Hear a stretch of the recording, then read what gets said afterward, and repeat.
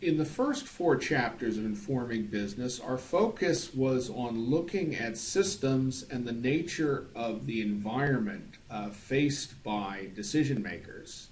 But that's only one aspect of informing. Another very critical aspect of informing is the way the clients of an informing process actually take in and process the information that we're supplying.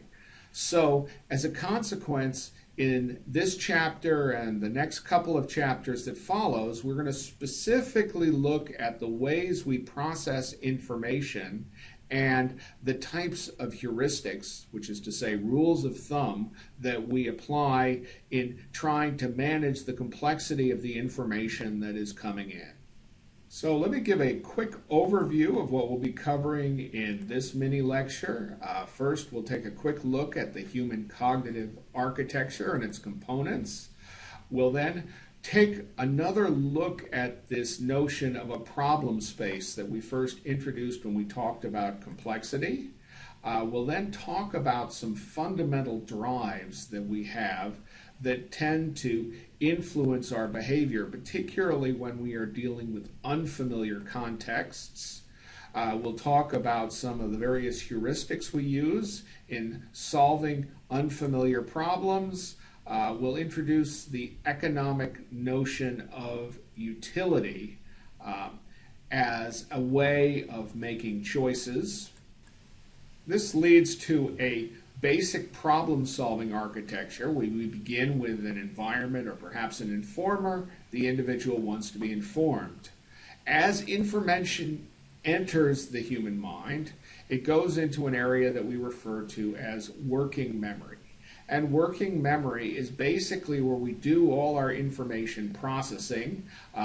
We have the goals that we're tending to. We maintain a record of the state that we're in. We have operators such as multiplication, logical reasoning, and so forth that we can apply to the things that are in working memory.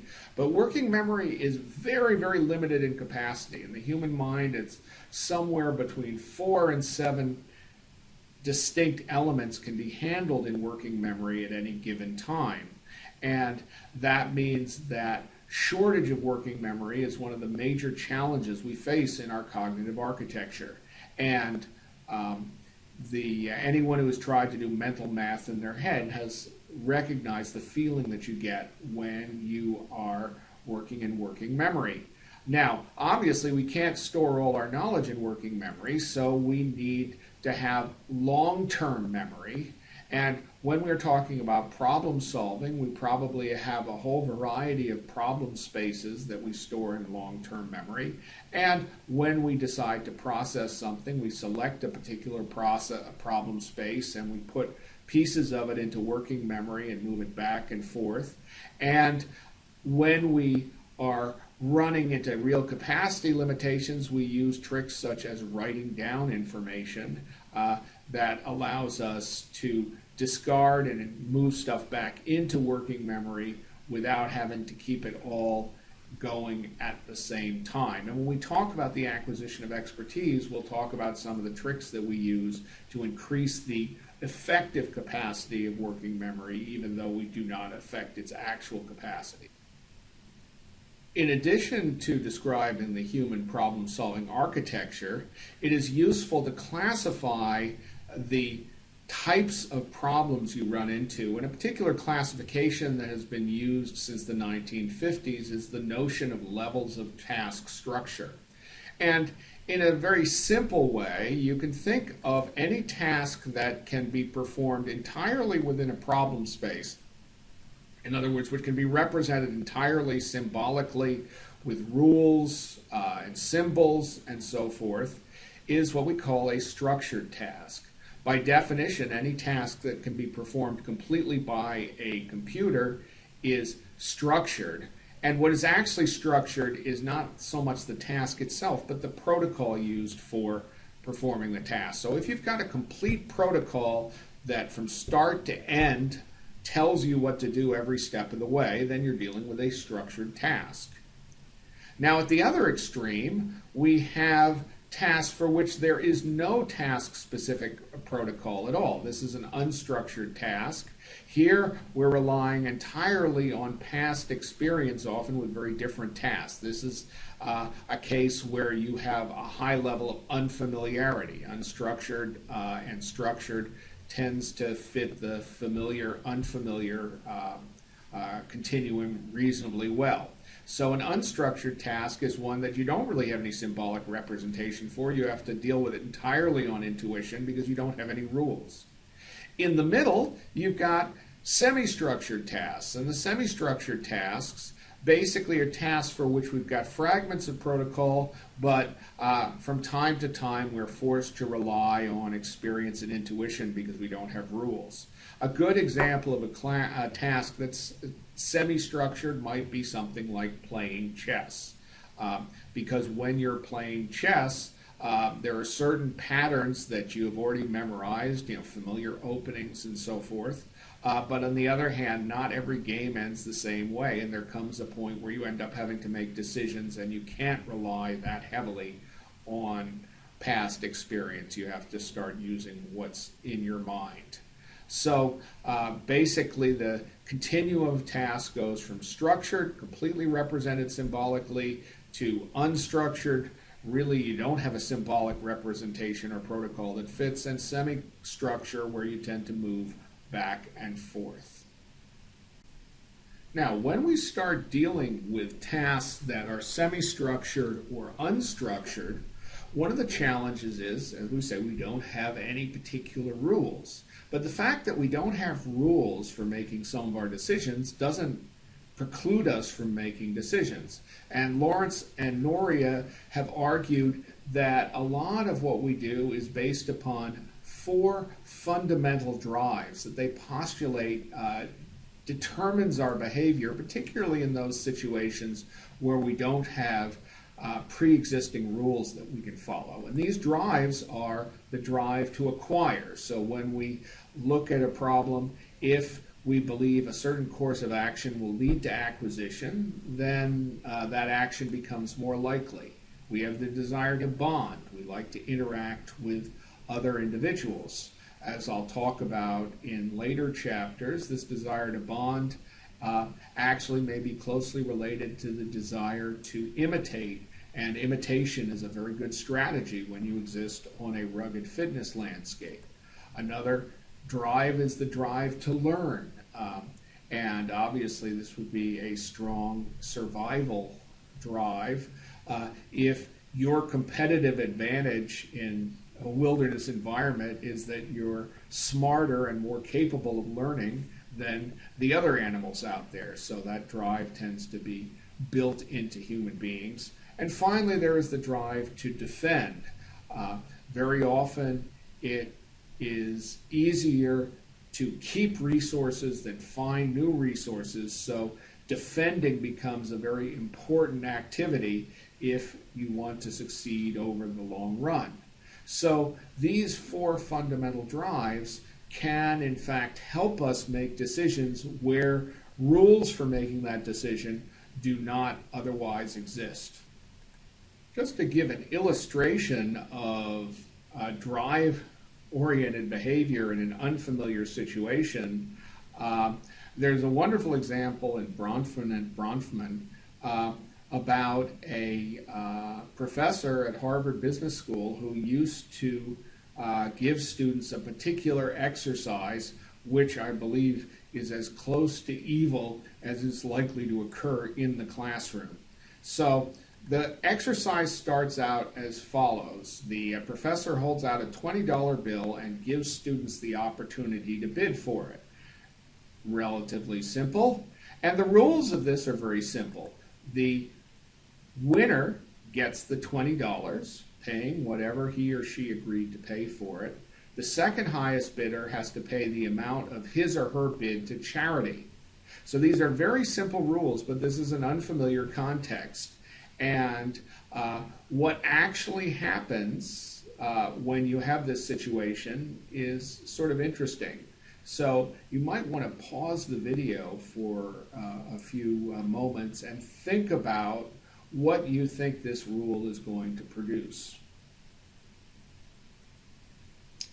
Okay, now if you thought about it, the actual results were as follows. The highest bid recorded was $204, which means a student is paying $204 in order to get $20. Now, how could that be? Well, this is an unusual type of bidding situation. It's one that people haven't thought of before. And I'll tell you, once you understand this, the key thing to succeed in this particular scenario is keep your mouth shut.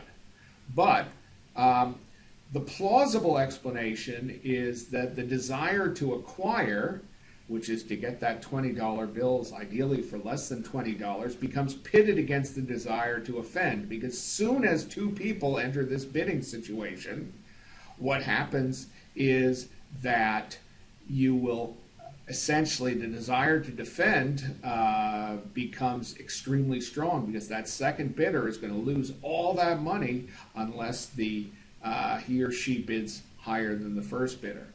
I would argue that this only works for unstructured tasks. If you had seen this task before, then you would not do it. And if the professor demanded you do it, the smart person would bid $20 for the bill, and then hope that none of his or her classmates dislikes him or her, because if you bid $20, nobody else is going to come in and give that second bid, and at least you walk away without losing anything.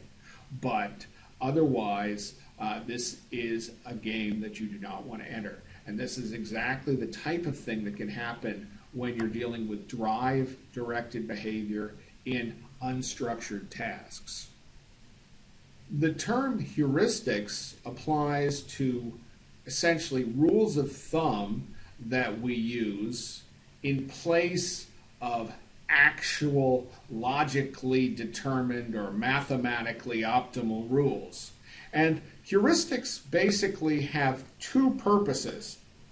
The first purpose of a general rule of thumb is to conserve working memory. If you have a rule that deals with a particular situation, then you do not have to bring in all the elements that would be required in order to save on judgment. So if, for example, you have a heuristic saying, when I've got three options, I always choose the middle option, then what that heuristic does for you is it means that whenever you have three options, you don't have to worry about trying to hold all three in working memory at once. You simply use the rule, take the middle. The second purpose of heuristic is they're general rules to address lack of structure, because what happens when you have semi-structured tasks or unstructured tasks is that you will find yourself in positions where your protocols essentially don't tell you what to do and you have to make the decision. If you have some general rules, a stitch in time saves 9, you can apply those to a particular situation. So a stitch in time saves 9 basically says if you see a small problem arising, solve the problem while it's small instead of waiting. And so if your protocol identifies a problem but it doesn't tell you whether you should ignore it or not, you can use that rule. Of course, one of the problems with heuristics is that frequently heuristics compete with each other, and sometimes you'll find slow but steady wins the race versus the early bird gets the worm are two different heuristics which can lead to totally different courses of action. But at any rate, the purpose of these heuristics is either to conserve working memory or to give you some general rules that you can apply when you do not have structure. The other thing that we have, in addition to heuristics, that can help us deal with unfamiliar problems, whether they be unstructured or semi-structured, is what is sometimes known as utility. And this is a concept of economists, and it's essentially a kind of built-in ranking system. In other words, an estimate of fitness that we use to make choices. And our utility is not necessarily rational, but the idea is that there are certain built-in detectors that we use to establish our ranking system, and these involve whether a particular situation involves acquisition, defending, bonding, learning, or whatever intrinsic detectors you believe you have. Plus, there are going to be other learned detectors. For example, Daniel Ariely has a lot of examples that show we behave differently when actual cash is involved than when we are dealing with non-cash transactions, even if the transactions are otherwise completely identical. And what happens is these detectors feed into a very complex network that ultimately gives us this sort of utility, a sense of whether we like or don't like a particular alternative that allows us to make choices. Now, the reason I show this kind of messy thing is that there have been a lot of studies in the area of what are known as neural networks that deal with the question of how you move from detectors to a final valence value, which is to say a value that allows us to rank things. And it turns out if you only have a very simple connection between your detectors and your valence, there are a lot of problems you simply cannot solve. Marvin Minsky and Seymour Papert went at this at great length when they did a study of a particular type of computing system known as a perceptron, which was very popular in the 1960s. So what it turns out is that if you actually want to model something like the human brain, you would need to have multiple layers of detectors and very complex relationships between the detectors, relationships that inhibit, relationships that accelerate, and so forth. But the key thing here is that we don't have to think in order to get that utility value. It simply pops up. Now, does that make it rational? No, not necessarily. It is an estimate of fitness, and like every other estimate of fitness, it is subject to considerable error and all sorts of flows, but it's what we've got. Now, Daniel Kahneman and Amos Tversky virtually helped define the field of behavioral economics, which looks at some of these effects of heuristics and utility in our choice making. And the Kahneman book, Thinking Fast and Slow, is a really useful summary of the vast body of research that these individuals did. But we'll start with a relatively simple example. And this is another example where you may want to pause the video in the middle just to think about it. But this is an example of what's called framing. And a framing problem is usually given as two sets of choices. So the first choice we will have is assume that tomorrow you suddenly discover you're richer by $300. Maybe I give you a check for $300 and you have to choose between a sure gain of $100, option A, which will take you to $400, or a 50% chance to gain $200 and a 50% chance to gain nothing. So we start with $300 and we get to choose between these options. You get to choose option A or option B. Now, the second choice problem is assuming that you are richer by $500 than you are today, and now you have to choose between a sure loss of $100 or a 50% chance to lose nothing and a 50% chance to lose $200. So think about the two choices you would make in these problems. Pause the video if you need to. Write them down. Okay, if you're back, now what we'll do is we'll look at what they actually found in the lab. In the lab, they found that most people, when given the first choice, choose option A, while most people given the second choice choose option B. But if you actually look at these things closely, options A and B have identical outcomes in the two choices that we presented.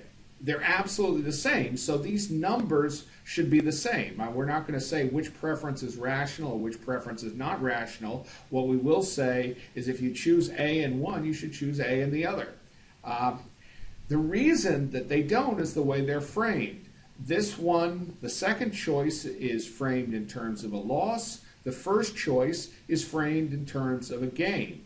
Well, we tend to be much more sensitive to losses than we are to gains. So as a consequence, we will go out of our way to avoid a sure loss, which is why most people chose B here. Whereas in the first choice, a sure gain outweighs this uncertainty whose expected value is $100 here. So essentially, this is our utility function internally reacting to one scenario presented in terms of a loss and another, which is defend, and another presented in terms of a gain, which is acquire. An example of another one of these heuristic effects comes from Daniel Ariely's Predictably Irrational.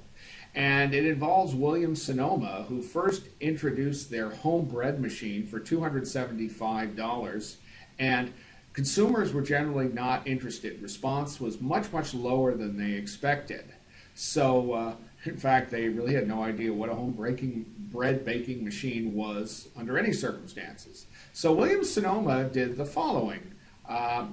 They actually brought in a marketing research firm, and the marketing research firm suggested introducing a new model that was larger and priced a lot higher than the initial machine. Now, when that model was introduced, what happened? Well, essentially what happened is sales began to rise, because what has happened is the larger machine created an anchor, and when they looked at the comparison between the larger machine and the first machine, they said, wow, the first machine is a much better deal. If I'm going to buy a bread maker, I am going to buy this lower priced bread maker. And as a consequence, they started buying the lower priced bread maker. Now, an interesting thing about the way we process information is it can be very sensitive to context and what happens before the information is presented. And a particularly powerful demonstration of this phenomena is what is known as priming. And two Dutch researchers did a study, and they had groups of students answering Trivial Pursuit questions. But before they actually started the question and answer, what they did was they primed the students differently. Half were asked to think for 5 minutes about what it means to be a professor. These students got 55.6% of the questions right. The other group were asked to think about soccer hooligans, and this group got 42.6% of the questions right. What's really interesting about this, of course, is what they were asked to think about had nothing to do with the questions themselves. Rather, it put them in a particular frame of mind.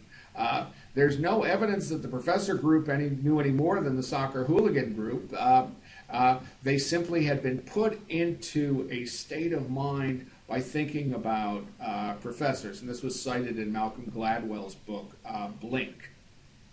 We talked about the intrinsic drive to bond, and one of the effects of a drive like that is that we tend to be strongly impacted by social evidence. And there was an interesting experiment involving hotel guests encouraged to recycle towels, and there were 3 different messages associated with the towels that were left in the individual's room. So each guest got one of the 3 messages.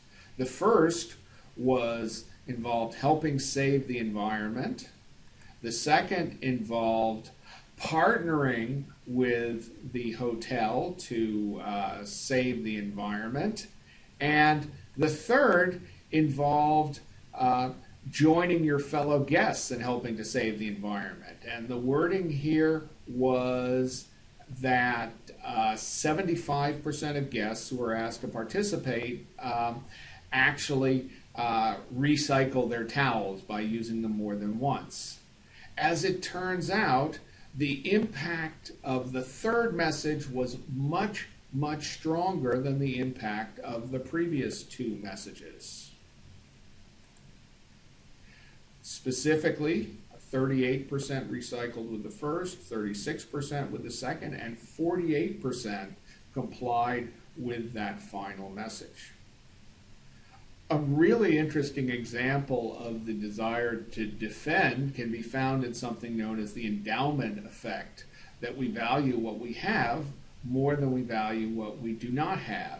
And Dan Ariely describes an experiment in Predictably Irrational conducted with Duke University students.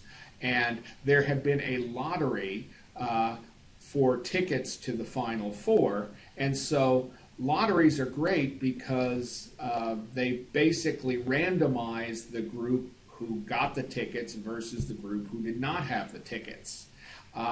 And what they then did is they wanted to find out how much people would be willing to spend to buy the tickets versus how much they'd be willing to spend to sell them. So if we take a look here, what we found was that of those who had the tickets, they wanted $2,400 a piece to sell on average, whereas those folks who did not have tickets were willing to pay only about $170 each. So it's more than a factor of 10 between those folks who had the tickets versus those folks who did not have the tickets. And this is just another heuristic that is pretty clear evidence of the strength of that desire to defend what we've already got. So here's a quick wrap up of Chapter 5. And we'll start by just making the assertion that to inform, it helps us to know how our clients are processing information. Now, processing tends to take place in working memory, and working memory tends to have very limited capacity. So we're always looking for tricks to conserve our working memory. Low structure tasks lack protocols, and as a consequence, they force us to make decisions without established procedures that we can move forward with. The kind of shortcuts that we use to address low structure tasks and limited capacity of working memory are known as heuristics. And these heuristics are not necessarily rational. Often they work okay in a lot of situations, but they frequently do not lead us to the best choice.